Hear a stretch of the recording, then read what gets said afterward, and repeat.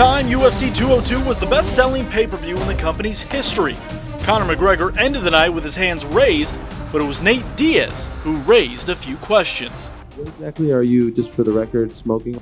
It's CBD. It helps with healing process and inflammation and stuff like that. So you want to get these for before or after the fight training and make your life a better place. I remember thinking I'm going to start getting a lot of calls from a lot of people, and I did. Caused a lot of controversy. Not many athletes were speaking openly about it at that time. Do you remember that? Oh God, yeah. Who doesn't? Any CBD user, member saw it that day and was just like brave. Like, boom, the bravest man right there ever. Like, can't believe he's doing that right now. Even though his fight had finished at the press conference, Diaz was still considered in competition, meaning he was consuming a prohibited product in CBD. It brought about, I think, attention to a flaw in our rule. If you already have a sample from the fighter when they were competing, why does that in-competition window need to be extended? And because of what Nate did, we changed the rule. And so the rule now is the in-competition period ends when you exit that medical tent or when you provided your post-fight sample. So it kind of became known as the Nate Diaz rule. Following the biggest loss of his fighting career, Nate Diaz earned a major win. 16 months later, the World Anti-Doping Agency, or WADA, removed CBD altogether from their prohibited list, giving UFC athletes the green light to use CBD 365 days a year without restriction. Nowadays, if one person does it, we'll be like, all right, now I'm brave, I can do it too, right? So I think that Nate did a great job of allowing other fighters to talk about something they've already been doing, right, publicly. Jessica Ai has been fighting in the UFC since 2013.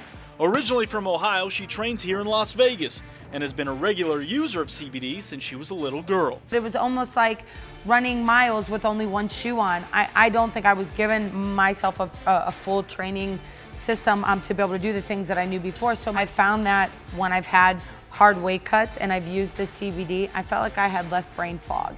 I had less of that dehydration. Jessica thinks the science is there, and so does the UFC. It's not a craze, man. It works. We're here to announce our deal with Aurora. In July, the UFC announced an 8-year groundbreaking partnership with Aurora, a Canadian cannabis producer based in Edmonton. It's an agreement that will see researchers conduct clinical trials of CBD in current athletes, with the end goal of creating a line of hemp-derived topical treatments. Until we do the studies, we won't know. So we either sit here thinking, you know, the science isn't there, and let's ignore the field. It's like, no, the science isn't there, so let's go find out what, you know, the benefits of this. When you really look at this thing, it's common sense. This makes sense, especially what he just did. Would you rather have these guys taking pain pills, sleeping pills, things like this? Much safer, much healthier for the athletes. It's the future. We know it, we get it, we see it, and we're not afraid of things like this. The NFL, the NBL, all these guys are afraid. They're afraid to be the first ones to step in. We're never afraid. When it's right and we believe in it and we think it's the future, we're in. While the UFC dives in head first, the NFL is still doing their homework.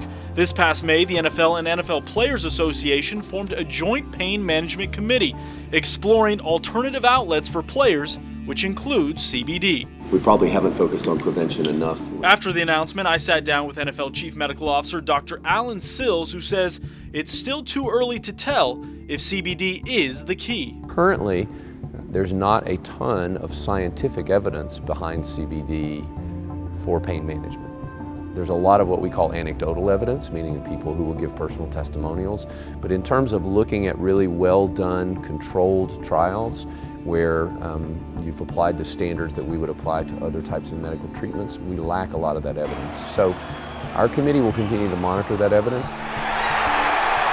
Dr. Sills says while CBD is not specifically prohibited in the NFL, the message from team physicians to its players, stay away. There have been studies done that show that up to 70% of CBD products are mislabeled or have an inappropriate representation of their contents. When people try to isolate CBD from cannabis, from the marijuana plant, there can be contamination with some THC. And so there are times when people might use a CBD product thinking that they're using only pure CBD, but in fact there is some THC. And so it would be possible to fail a marijuana drug test after using CBD if the product you're using happens to be contaminated with some THC. Jeff Nowitzki has been running the UFC's anti-doping program since 2015.